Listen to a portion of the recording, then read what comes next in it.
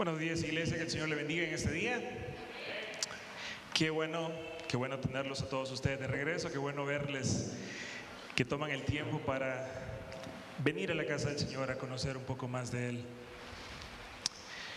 Bueno, estar de regreso aquí en el país. A finales del año pasado tuve la oportunidad de viajar fuera de Honduras por cuestiones del ministerio.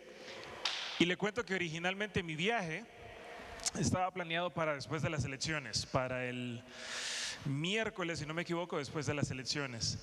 Pero, ¿verdad?, por todos los asuntos políticos que han habido en nuestro país, teníamos el temor, ¿verdad?, de que el país se cerrara prácticamente, como sucedió hace un poco más de 4 años, y por eso tuve que salir antes. Estando allá, pues yo estuve pendiente de HCH, de Canal 5 y de todos estos canales, viendo cómo iba el asunto de las elecciones, viendo cómo estaban los problemas, ¿no?, que todos esperábamos aquí. Yo sé que ustedes han visto o vieron cómo los bancos y diferentes tiendas pues amurallaron sus paredes, ¿verdad?, y cerraron con vidrios porque se estaban preparando para desórdenes, para protestas. Y pues estando allá, varios de los hermanos que han venido aquí a Honduras me preguntaban, ¿qué pasa en Honduras? ¿Cómo está Honduras? ¿Existe Honduras todavía? Porque estaba ese miedo, ¿verdad?, de que pasara algo malo, de que pasara algún problema. Todo esto, ¿verdad?, causado por la división, por los problemas que han habido en nuestro país. Estamos ya a un par de semanas de la toma de posesión presidencial de nuestro país, como todos ustedes ya saben. Y yo sé que todos conocemos los problemas políticos que hemos pasado, los problemas de división que hemos pasado también como país. Si nos ponemos a pensar en esto por un momento, es triste ver cómo hoy en día hay familias enteras que están divididas aún por algo que sucedió en 2009. Hay familias enteras, padres peleados con hijos, hijos peleados con sus padres, esposos, hermanos, etcétera, tíos, abuelos, que están separados por problemas políticos, que están divididos por problemas políticos. Más recientemente, igual, han habido pleitos, han habido protestas, han habido estos asuntos, que la corrupción de unos, que la corrupción de otros, que los anaranjados, ¿verdad?, para decir un color que sea neutral, que los anaranjados, ¿verdad?, son aquí, que los violetas son allá, ¿verdad?, y que yo no me caen bien los violetas y a mí no me caen bien los anaranjados, y todos esos pleitos. Lo que verdaderamente me parece triste a mí y lamentable es como en muchas iglesias, incluso en muchas iglesias de sana doctrina, esas divisiones y pleitos, también existen. Esa es la parte que a mí me duele, que dentro del cuerpo de Cristo hayan personas aún separadas por ideologías políticas o divididas en general por problemas personales, por otros asuntos, ¿verdad?, no solamente problemas políticos. Es triste ver cómo el cuerpo de Cristo, la iglesia, nosotros, muchas veces estamos divididos entre los miembros. Vemos cómo hay pleitos, cómo hay peleas, cómo hay orgullos, cómo hay grupos, cómo hay bandos, cuando el cuerpo de Cristo debería ser uno solo.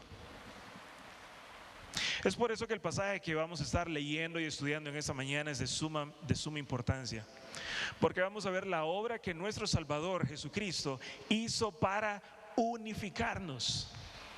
Y veremos también cómo una ordenanza que vamos a encontrar ahí para nosotros como creyentes es que estemos unidos como iglesia que somos. La idea entonces va a ser ver el ejemplo de nuestro Señor Jesucristo y que nosotros lo apliquemos en nuestras vidas. Después de todo, Jesús es la piedra angular de la iglesia. Amén. Él es el centro, Él es la razón por la que nosotros existimos. Entonces el pasaje que veremos hoy, Filipenses 2, versos 5 en adelante, Dios nos va a dar el máximo ejemplo para que podamos vivir nuestras vidas con humildad y unidad en Cristo. Esa es la idea.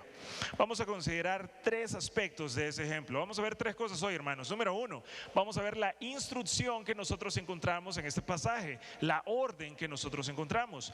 Número 2, la descripción de ese ejemplo. Vamos a verlo bien específicamente hablando. Y número 3, vamos a ver cuál es el propósito de este ejemplo. Le invito a que cierre sus ojos y oremos por un par de minutos. Vamos, Señor y Padre Celestial, gracias te damos por tu amor, gracias Padre Santo por la oportunidad que nos das de venir aquí a tu templo, Señor, a tu casa, un grupo de tus hijos, Señor, que quiere conocer más de ti. Gracias te damos, Padre Santo, por la oportunidad de abrir tu palabra. Situación, Señor, que en otros países es incluso ilegal y nosotros, Señor, tenemos la libertad de poder leerla y de poder estudiarla, aplicarla en nuestras vidas. Te ruego, Señor, que bendigas este tiempo, que podamos poner atención, Señor, y que estas palabras, Señor, no solamente se queden en nuestra mente, Señor, sino que nosotros la podamos poner en práctica en nuestras vidas. En Cristo Jesús oramos. Amén.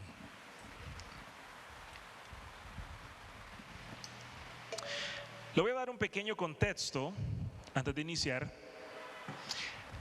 a la carta a los Filipenses y al pasaje en específico que vamos a estar hablando hoy. Hay varios temas que se destacan en la carta a los Filipenses. Es una carta corta que yo les recomiendo leerla porque es bastante hermosa. Pero uno de los más importantes, o si no el más importante, el tema que destaca más en los Filipenses, es el que trata sobre la unidad en los hermanos en la iglesia en Filipos. Pablo, que es el escritor de esta carta, está exhortando a sus lectores a practicar el amor y la unidad entre ellos. Entonces, más o menos ese es el tema central de toda la carta. Filipenses es una carta extremadamente práctica. Si nosotros leemos los capítulos de esta carta, nosotros vamos a ver muchas aplicaciones para nuestra vida como cristianos.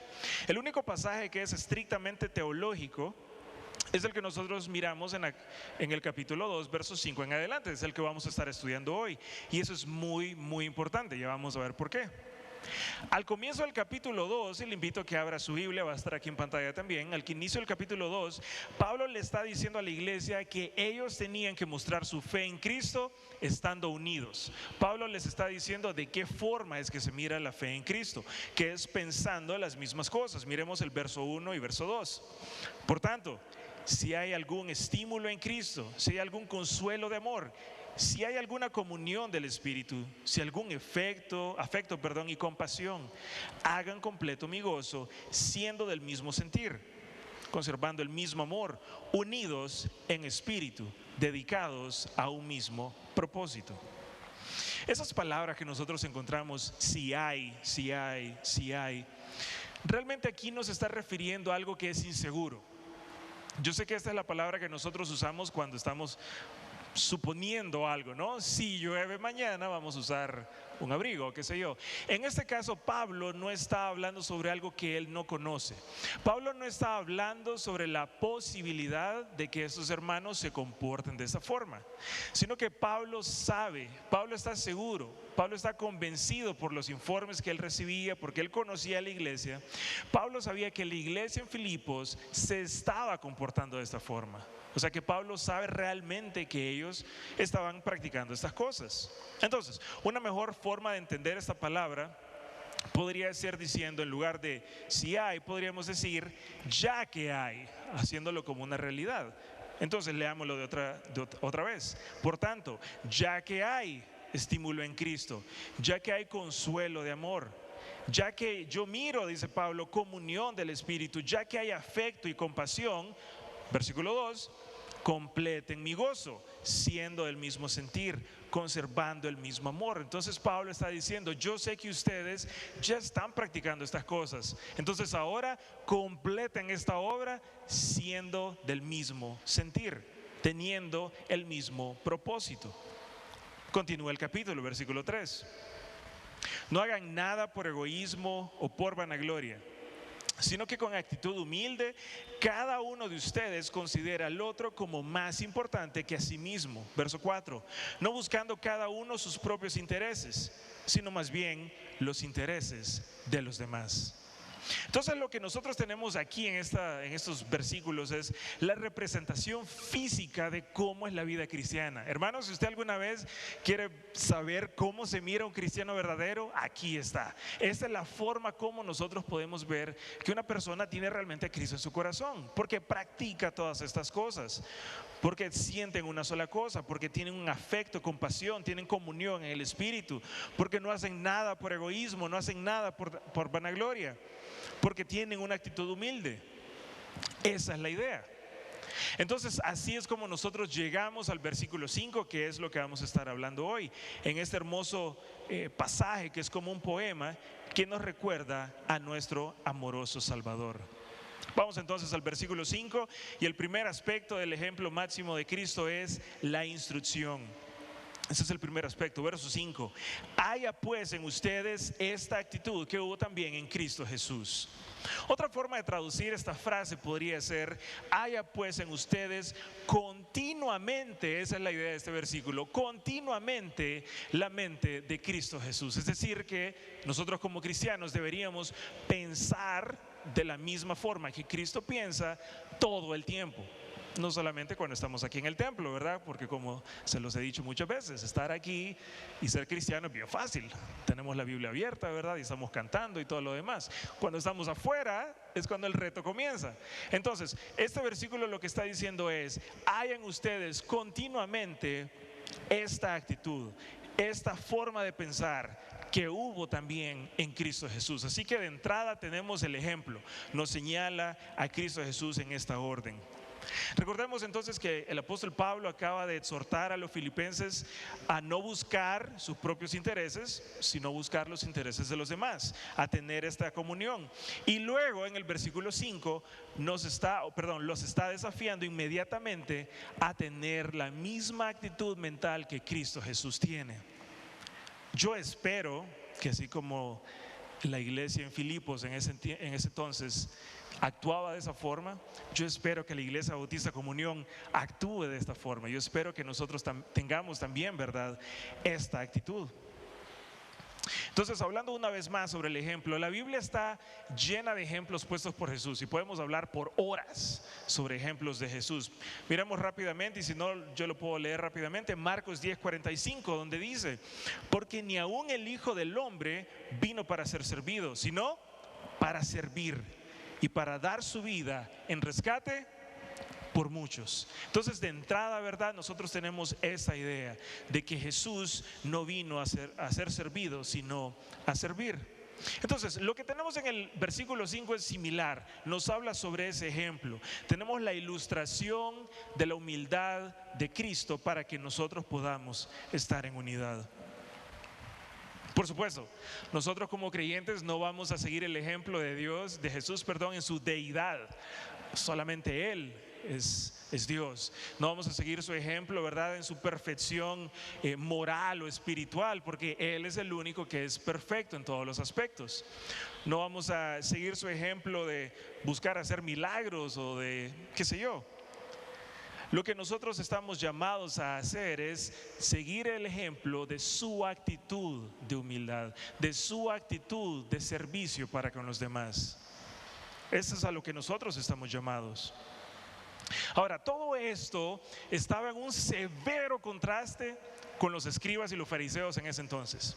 Los líderes espirituales, los falsos maestros en ese entonces, les encantaba pararse al frente, ¿verdad?, en el templo o en las calles, a hablar y a decir todo lo que ellos sabían, porque ellos querían que las personas los vieran a ellos. Que ellos dijeran: ay, ¿cómo sabe, verdad, ese maestro? ¿Cómo sabe este fariseo? ¿Qué sé yo?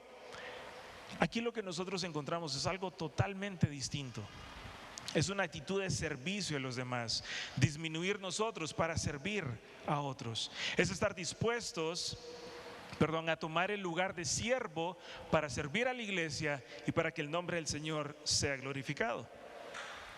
Le voy a hacer una pregunta: ¿está usted dispuesto a dejar a un lado sus propios intereses, sus propias necesidades para servir a otros con humildad? ¿Tiene usted la misma mentalidad que tiene Cristo? Vamos a ver al final del sermón si podemos responder afirmativamente a esas preguntas. ¿Ha escuchado usted alguna vez una frase que dice: hagan lo que digo y no lo que hago? Esa frase lo que quiere decir es que ustedes tienen que obedecer mis palabras, pero no tienen que basarse en mi vida, ¿cierto? Lo que está diciendo es: no peleen, pero si yo peleo, no importa, sigan mi consejo, pero no mi vida.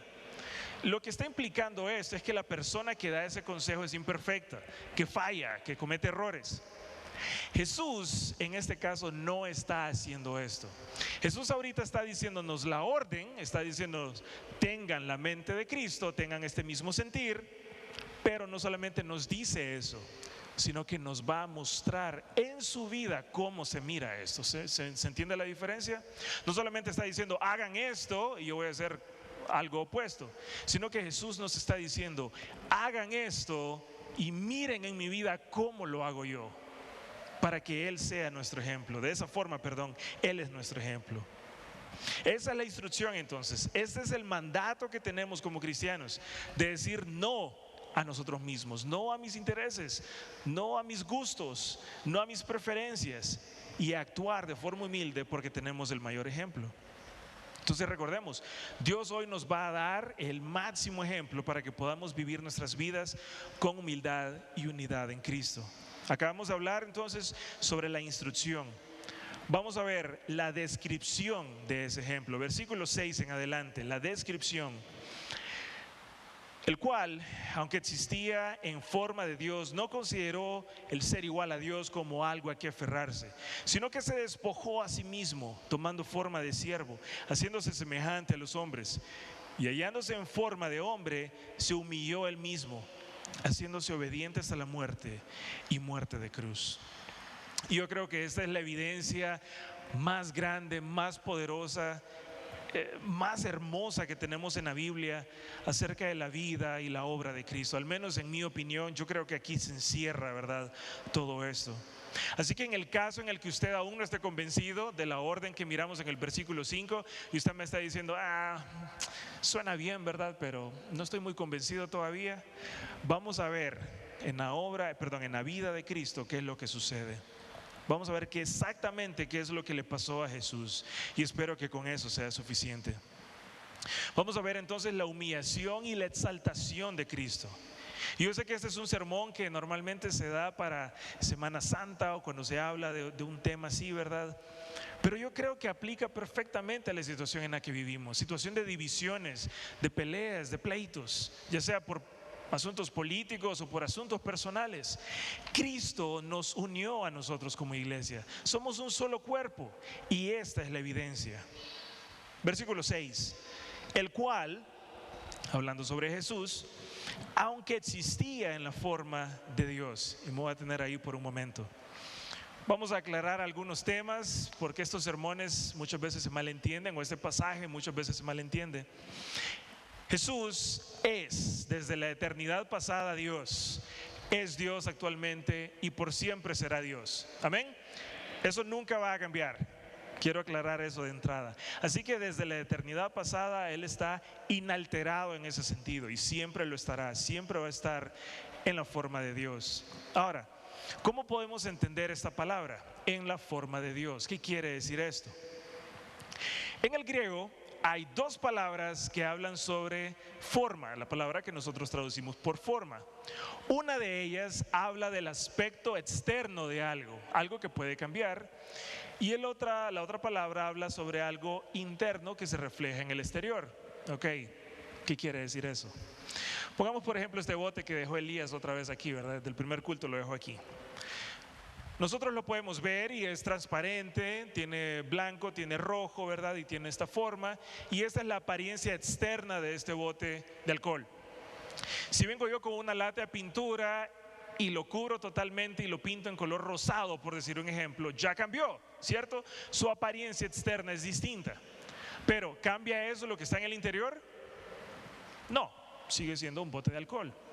La palabra que nosotros encontramos aquí para forma de Dios es esa segunda, justamente. Habla de la condición interna que Jesús tenía en este momento. Internamente, su esencia era Dios. Es decir, que su apariencia externa sí iba a cambiar, pero internamente Él es Dios. La Reina Valera 60 traduce esta palabra como siendo. Me gusta más cómo lo traduce la versión que tenemos ahorita, la NBLH, donde dice Él existía en la forma de Dios. Lo que está diciendo es que su esencia misma era Dios. Ahora, Yo sé que ustedes saben todo esto. Yo sé que ustedes saben que Jesús es Dios. ¿Por qué? ¿Por qué es importante esto? ¿Por qué me está diciendo esto? Por dos razones. Número uno, porque toda nuestra fe gira en torno a este concepto, ¿no? Nuestra fe cristiana gira en torno a que Jesús es Dios. Pero también, número dos, por la implicación de la segunda parte de este versículo. Miremos lo que continúa diciendo. Aunque existía en la forma de Dios, no consideró el ser igual a Dios como algo a que aferrarse. Esa es una poderosa declaración, es una frase fuerte. Quiero que por un momento usted piense en la posesión más valiosa que usted tiene, materialmente hablando. Tal vez es su casa, tal vez es su carro, tal vez usted tiene un negocio, qué sé yo. Quiero que piense en su posesión más valiosa. Quiero que piense ahora en la persona más importante en su vida. No lo diga en voz alta por si sus hijos están ahí, ¿verdad? Que no crean que tiene hijos favoritos. Quiero que piense cuál es el recuerdo o la experiencia más valiosa que está en mi mente. ¿Cuál es la memoria más importante que está en mi mente? Tal vez alguna ocasión especial. Ahora le voy a hacer otra pregunta. ¿Qué estaría usted dispuesto a hacer o qué estaría usted dispuesto a conseguir para renunciar a esas cosas? Tal vez en sus posesiones materiales usted está dispuesto a recibir un montón de dinero por su casa, por su carro, porque es algo valioso. Usted dice: yo quiero mucho dinero a cambio de mi casa, a cambio de mi carro. Pero ¿qué pasa con su cónyuge? ¿Qué pasa con su esposo, su esposa? ¿Qué pasa con sus hijos, con sus padres? ¿Cuánto dinero quiere por ellos? ¿Verdad que no se pueden pagar? Hay cosas que sinceramente no tienen precio. Bueno, Jesús estaba en el cielo. Jesús estaba en su reino, existiendo completamente como Dios. Pero Él no consideró eso como algo a que aferrarse. Él no consideró ese hecho, como algo que no debía soltar. Y es aquí donde comienza su humillación. Desde ese momento, desde esa consideración, comienza su humillación. Vamos a ver 7 pasos o 7 diferentes etapas que nos describen esa humillación. Y esta es la primera, de él no contando el ser igual a Dios como una cosa a que aferrarse. Y vamos a intentar ver este proceso frase por frase. Sigamos en el versículo 7. Sino que se despojó a sí mismo. En el original esa es una palabra bien fuerte. Literalmente quiere decir se vació a sí mismo. Ahora, esta palabra tiene dos significados. Número uno, reducir algo o alguien a nada, o destruir o demoler algo. Así que estamos viendo que Jesús se despojó, se vació, es decir, que Él se redujo a nada. Él se destruyó, literalmente hablando. Él se demolió.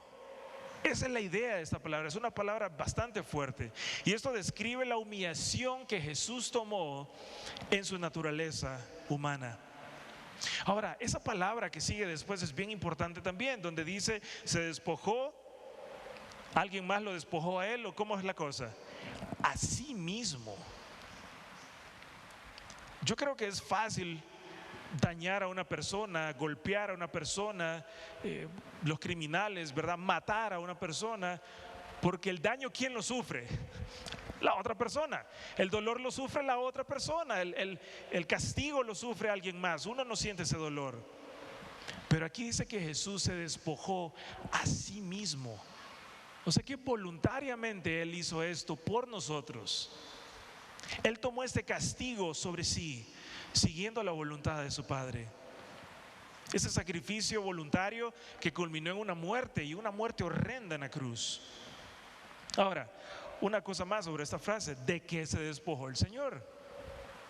Bueno, en primer lugar, voy a aclarar una vez más, Jesús no dejó de ser Dios. Que quede eso bien claro. Él no dejó de ser Dios. Él simplemente lo que hizo fue despojar el uso de sus atributos aquí en la tierra. Eso es lo que Él hizo. Cristo no renunció a esos atributos, sino que limitó el uso voluntario de ellos mientras estaba aquí en la tierra. Jesús aún era 100% Dios estando aquí en la tierra, 100% Dios. Él simplemente veló o cubrió, ¿verdad?, esos atributos con ese traje, ¿verdad?, de sirviente de Dios, de siervo de Dios, que era su humanidad. Lo que quiere decir esto, hermanos, es, en pocas palabras, que Él en esta tierra se miraba como uno de nosotros. Él no se miraba brillante y glorioso, ¿verdad? Él no volaba por los cielos. Él andaba en esta tierra como nosotros andamos, caminando y todo lo demás. Él veló esos atributos. Entonces, de eso fue que Él se despojó, de ese uso voluntario de sus atributos. Ve cómo poco a poco va descendiendo Él. Primero, Él no estimó el ser igual a Dios como algo que aferrarse, sino que se despojó a sí mismo. Tercera etapa, verso 7, tomando forma de siervo. En el siguiente paso de este descenso, en el que Él se desnudó, en el que Él se abolió, destruyó aún más, Jesús dejó todos los derechos de su señorío. Recordemos que Él estaba en su reino, tomando la forma de siervo. Literalmente hablando, de un esclavo. Esa es la palabra que se utiliza ahí. Un esclavo no poseía nada, no poseía ni la ropa que él tenía. Todo lo que un esclavo tenía, incluida su vida, le pertenecía a su amo. El esclavo no es tratado como un ser humano, el esclavo es tratado como una propiedad prácticamente. Imagínense que nuestro Salvador tomó forma de esclavo por nosotros. Jesús, ¿verdad?, sí era dueño de su ropa, ¿verdad? Él poseía un par de mudadas, como decimos. Pero Él no tenía tierra, en este planeta. Él no tenía casas, Él no tenía oro, no tenía joyas, Él no tenía dinero, posesiones valiosas. Jesús no tenía un negocio por ahí del cual sostenerse. No tenía un barco, un carro. No tenía ni siquiera un caballo. Hermanos, Jesús ni siquiera tuvo un lugar en el cual nacer en esta tierra. Así que si Cash Luna me está viendo en esta mañana, tome nota, mire. Miramos cómo Él poco a poco va sufriendo estas humillaciones, cómo poco a poco Él va descendiendo en estas humillaciones. Ya en esta tierra, Él era un esclavo, Él era pobre. Y esto nos da lugar a la cuarta etapa, siempre en el versículo 7. Haciéndose semejante a los hombres. Ahora vemos que Jesús se hizo semejante a los hombres, es decir, en apariencia, a través del nacimiento virginal. Jesús nació en esta tierra, como todos sabemos. Esa palabra semejante se refiere a lo que se hace para parecerse a algo, no solo en apariencia, sino en realidad. ¿Qué quiere decir eso entonces? Esto es semejante a los hombres. Está diciendo que Jesús no era un clon. Jesús no era un extraterrestre disfrazado. Jesús no estaba en el cielo, ¿verdad?, manejando a control remoto un cuerpo en la tierra. No, Jesús realmente estuvo en esta tierra en un cuerpo humano. Él se hizo un ser humano como cualquier otro, con todos los atributos de la humanidad. Él era un auténtico hombre entre los hombres, pero sin pecado. Esa es la única diferencia que Él tenía. Entonces, este proceso del vaciado que estábamos diciendo hizo parecer a Cristo como un hombre delante de los hombres y no como Dios. Llevó a Cristo a cambiar temporalmente su modo de existencia. Recordamos el ejemplo de la apariencia externa. Eso es lo que sucedió en ese caso. Él externamente se miraba como un hombre, ¿verdad? Y Él era Dios y era 100% Dios. Hermanos, créanme, podemos hablar por horas del 100% hombre, 100% Dios. No salimos hoy, pero esa es la realidad. Lo que quiere decir esto es que Jesús tenía hambre. Jesús tuvo sed. Jesús se sintió cansado, sintió calor, sintió frío, Él sintió tristeza, Él sintió todas esas cosas que nosotros sentimos. Recordamos cuando Satanás lo tentó, ¿recuerdan eso? Lo tentó con comida, lo tentó con gloria, lo tentó con diferentes cosas, porque Él estaba en esta tierra sufriendo como nosotros sufríamos. Se cansó, Él se sintió débil, Él necesitaba dormir. Ahora, ¿puede imaginarse eso? Jesús, Dios, estando en el cielo, vino a esa tierra y se convirtió uno de nosotros. ¿No cree que eso es suficientemente humillante ya? No, porque todavía falta. Quinta etapa, versículo 8. Y hallándose en forma de hombre, ¿qué dice la palabra? Se humilló él mismo. Para continuar entonces con esta descripción profunda y clara de la humillación de Cristo, dice el texto que Él se humilló Él mismo, estando aquí en la tierra, estando en condición de hombre, se humilló a sí mismo. Aquí el énfasis está no tanto en su naturaleza o en su apariencia, sino en la actitud personal que Jesús tuvo. Esta frase, se humilló a sí mismo, podría traducirse, se rebajó a sí mismo. Jesús se rebajó en dos sentidos. Número uno, en relación con Dios, porque Él ya estaba aquí en la tierra, sometido a la voluntad de su Padre. Pero aún estando aquí en esta tierra, Él se sometió debajo de los hombres incluso. Jesús fue sometido por las autoridades, ¿recordamos? La parte más cruel de la vida de Jesús fue su arresto, su juicio, su crucifixión. Es decir, que los hombres mataron a Jesús. ¿Se da cuenta de eso? Él estaba sometido debajo de los hombres. Él se humilló, Él se rebajó a sí mismo. Recordemos cómo se burlaron de nuestro Señor, cómo lo insultaron, lo calumniaron, lo escupieron en el rostro, lo golpearon, lo azotaron, arrancaron parte de su barba. Nuestro Salvador se sometió por nosotros. Sin embargo, Jesús nunca se defendió. No se enojó, Él no exigió nada, no hizo nada, no acusó a nadie. Él se negó a hacer valer sus derechos como Dios, incluso sus derechos como un ser humano.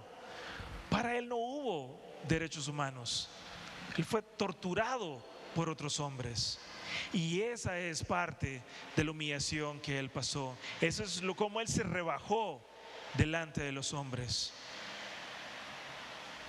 Sexta etapa, siempre en el versículo 8. Haciéndose obediente hasta la muerte. Podemos pensar que en algún momento durante la tortura, durante el castigo, durante toda esta aflicción, Él podría haber dicho: basta, me voy, y ascender a los cielos. Y pudo haberlo hecho. Él es Dios. Sin embargo, su perfecta sumisión para con el Padre lo llevó a la muerte por nosotros. Vemos el ejemplo que tenemos en Jesús. Él no estimó su propio interés, sino que se humilló por nosotros. Y es así como llegamos a la séptima etapa. Fijémonos cómo el versículo no solamente dice que Él fue obediente hasta la muerte, sino que nos dice qué tipo de muerte fue. Hace un énfasis ahí, fíjese en eso. No solamente dice Jesús murió y ya, sino que dice Jesús murió una muerte de cruz. De muchas formas Jesús pudo haber sido ejecutado. Le pudieron haber cortado la cabeza, pudieron haberlo ahorcado, lo pudieron haber apedreado. Pero Él no había sido predestinado para otro tipo de muerte que la muerte en una cruz. Y la crucifixión es quizás la forma de ejecución más cruel que el ser humano ha creado en historia. Extremadamente dolorosa y vergonzosa, jamás concebida. Fue una ejecución perfeccionada por los romanos. Estaba reservada para los esclavos, para los más viles criminales, para los más sucios y malos criminales.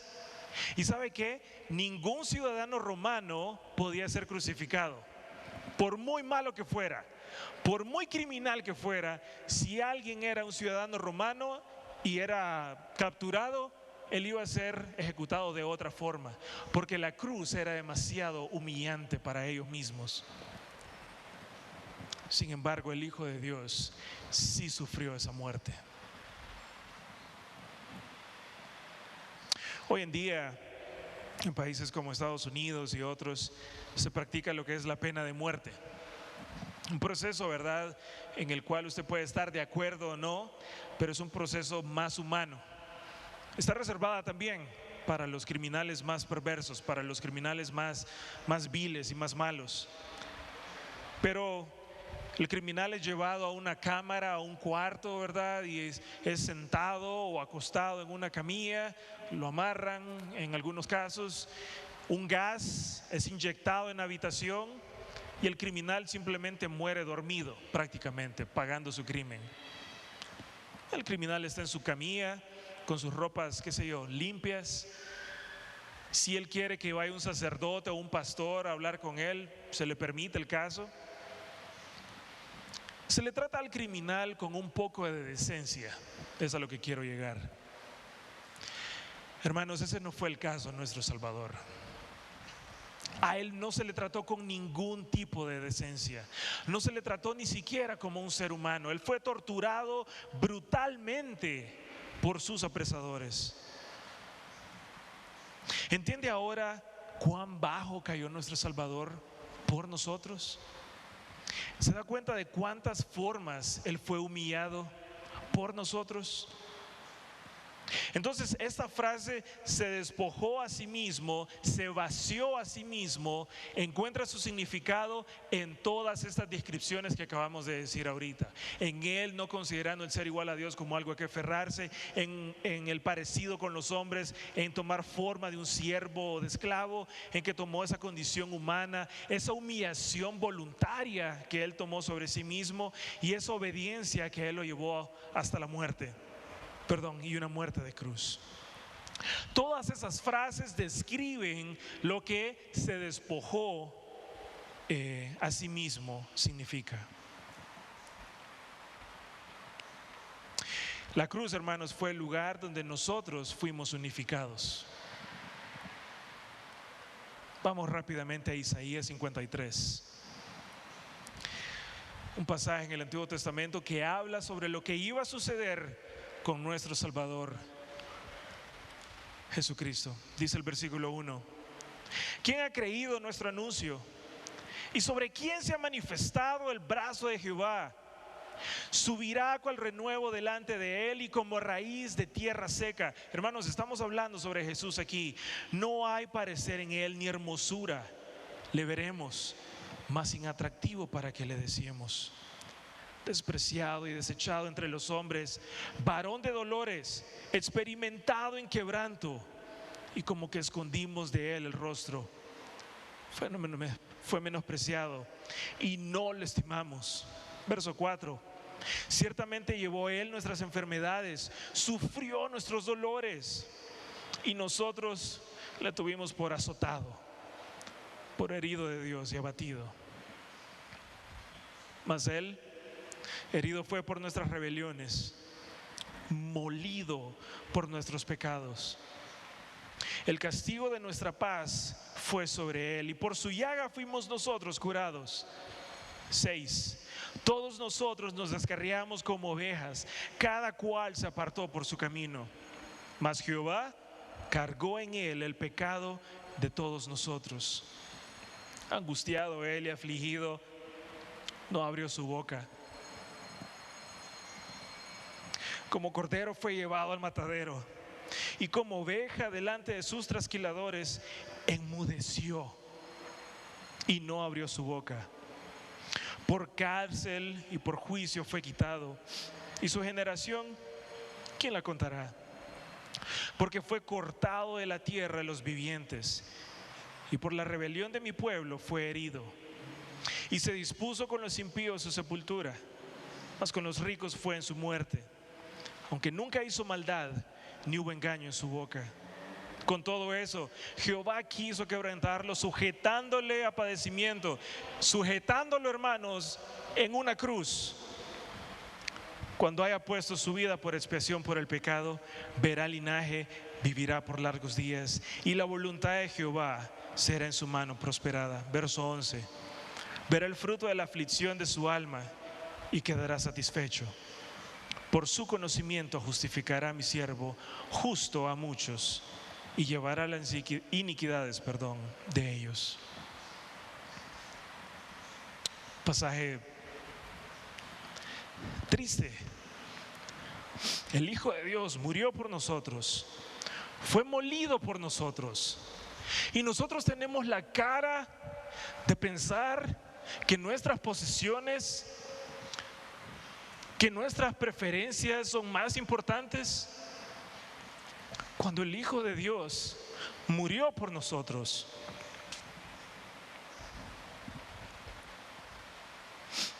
Esta fue la descripción de su ejemplo. No solamente nos dio la orden en el verso 5, sino que nos mostró con su vida. Acabamos de ver cuán profunda fue su humillación. Hermanos, no fue como un viaje de vacaciones a la tierra, como un viaje misionero a Calicanto o qué sé yo. Este proceso fue doloroso, fue humillante para nuestro Señor, y lo hizo por amor. Lo hizo para que su cuerpo sea uno, para que su cuerpo esté unido. Lo hizo en servicio a nosotros. Recordemos que hoy Dios nos está dando el máximo ejemplo para que podamos vivir nuestras vidas con humildad y unidad en Cristo. Vamos a hablar ahora del propósito de todo esto. Verso 9 en adelante. Por lo cual Dios también lo exaltó hasta lo sumo y le confirió el nombre que es sobre todo nombre, para que al nombre de Jesús se doble toda rodilla de los que están en el cielo y en la tierra y debajo de la tierra, y toda lengua confiese que Jesucristo es Señor, para gloria de Dios Padre. Esa palabra, por lo cual, está uniendo lo que nosotros acabamos de ver del versículo 6 al versículo 8. Está haciendo una alusión, está haciendo una relación entre la humillación y lo que sigue. Es como diciendo, por este motivo, por esta razón, por la humillación de Jesús, Dios también lo exaltó hasta lo sumo. Así que después de un doloroso descenso y humillación, viene la mayor exaltación para nuestro Salvador, hermanos, y nadie la merece más que Él. Dios actúa aquí exaltando a aquel que dio su propia vida. Es la respuesta divina a la humillación. Como dice la palabra, quien se humillare será enaltecido por el Padre. Ahora, ¿sabe qué es lo más impresionante y lo que me trae más gozo de todo esto? El hecho de que aquello que fue temporal, aquello que fue transitorio, duro, doloroso y humillante, que fue su encarnación, dio paso, dio lugar a lo que es permanente, a lo que es eterno, su estado exaltado, la gloria de Jesús por siempre. Y le confirió el nombre que es sobre todo nombre. Tenemos ese asunto de que Cristo nunca tuvo ese nombre antes. Jesús fue su nombre dado aquí en la tierra, como dice Mateo 1:21. Y dará a luz un hijo y llamará su nombre Jesús, porque Él salvará a su pueblo de sus pecados. Entonces, toma este concepto, la idea de la razón por la cual Jesús vino a esta tierra fue para salvar a su pueblo, a usted y a mí, por nuestros pecados. Y en esa cruz verdaderamente lo hizo, hermanos. En esa cruz Él abolió cualquier pecado. Él abolió cualquier excusa que nosotros tengamos para estar separados. Él abolió problemas políticos, Él abolió problemas personales. Él abolió todo eso para que nosotros seamos uno con Él, que nosotros como iglesia seamos uno con Él. Por toda la eternidad Él tendrá ese nombre glorioso que está sobre todo nombre. Ahora, recuerda que estamos hablando del propósito de todo esto. En el versículo 10 se consuma, en el versículo 10 encontramos todo esto condensado. Para que al nombre de Jesús se doble toda rodilla de los que están en el cielo y en la tierra y debajo de la tierra. En nuestro tiempo presente, el nombre de Jesús es humillado, insultado, es blasfemado, es motivo de burla para muchos. Se burlan de Jesús, se burlan de Cristo, Se burlan de todo lo que Él hizo, de todas sus enseñanzas. Se burlan de su palabra. Hermanos, se burlan de nosotros que adoramos al Señor. Se burlan de todo aquel que se llama a sí mismo cristiano. Pero en ese día glorioso, hermanos, en ese día glorioso en la historia humana, todos, sin distinción alguna, tendrán que inclinarse al sonido de su nombre: Jesucristo, Señor nuestro.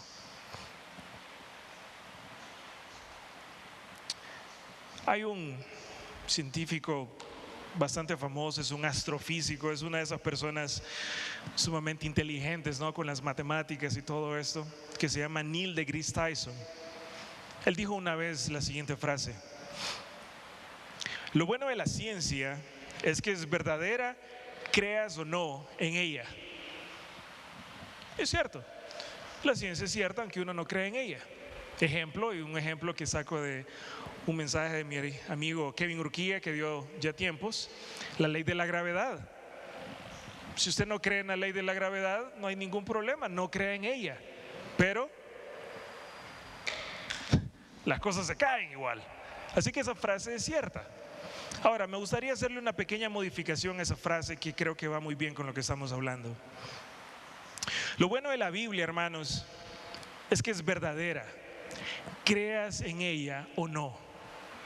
Ese día, cuando su nombre suene, toda rodilla se va a inclinar delante de Él, de los que están en el cielo, en la tierra y debajo de la tierra. Para nosotros va a ser un día glorioso y hermoso, amén. Nuestro Salvador regresando por nosotros, regresando aquí a la tierra. Pero para aquellos que se burlaron va a ser un día de terror, va a ser terrorífico.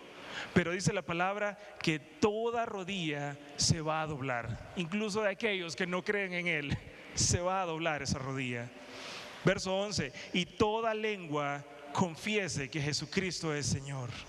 Así que no va a importar si alguien habla inglés o alguien habla español o portugués o los 3 idiomas o todos los idiomas que usted quiera. En todos los idiomas su nombre va a ser glorificado y confesado, porque Jesucristo hizo esa obra por nosotros. Él merece esa exaltación. Así que en ese momento ya no va a importar si alguien creyó en Él o no. En ese día todos vamos a confesarlo a Él como Señor. No importa si alguien ya habrá muerto, esa persona va a confesarlo a Él como Señor. Como dice Apocalipsis 5:13: y oí decir a toda cosa creada, escuchen bien, toda cosa creada que está en el cielo, sobre la tierra y debajo de la tierra y en el mar y todas las cosas que en ellos hay, al que está sentado en el trono y al Cordero Jesús, sea la alabanza, la honra, la gloria y el dominio por los siglos de los siglos. Y eso va a suceder. El nombre de nuestro Padre Celestial va a ser glorificado en la exaltación de Cristo. Así que hoy Dios nos dio el máximo ejemplo para que nosotros podamos vivir nuestras vidas con humildad y unidad en Cristo. Hablamos sobre la instrucción en el versículo 5. Tengan esta forma de pensar, tengan esta mentalidad que tuvo Cristo Jesús. No es una recomendación, hermanos. No nos están pidiendo gusto en esto. Tenemos que tener esta forma de pensar que estuvo en Cristo Jesús. Y miramos del 6 al 8 la descripción de ese ejemplo, ese castigo horrible, ese proceso doloroso de la humillación de Cristo, cómo Él se vació, cómo Él se despojó a sí mismo. Y por último, acabamos de hablar sobre el propósito de todo esto, que toda lengua tiene que confesar el nombre y señorío de nuestro Señor Jesucristo. Así que usted que me está escuchando en esta mañana tal vez no tiene a Cristo en su corazón. Déjeme decirle, aún hay tiempo.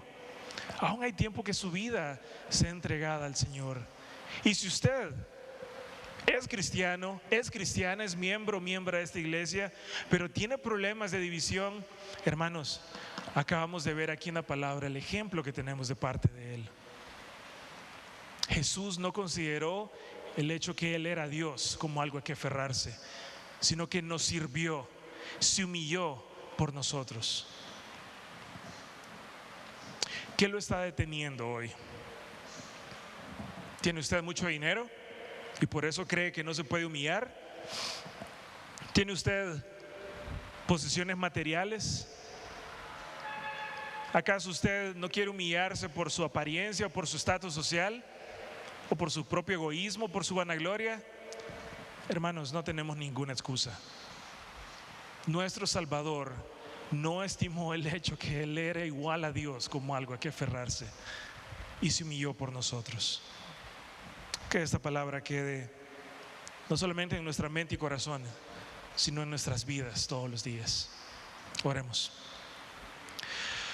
Amado Dios y Padre Celestial, gracias te damos por tu amor. Gracias, Padre, porque enviaste a tu único Hijo a morir por nosotros.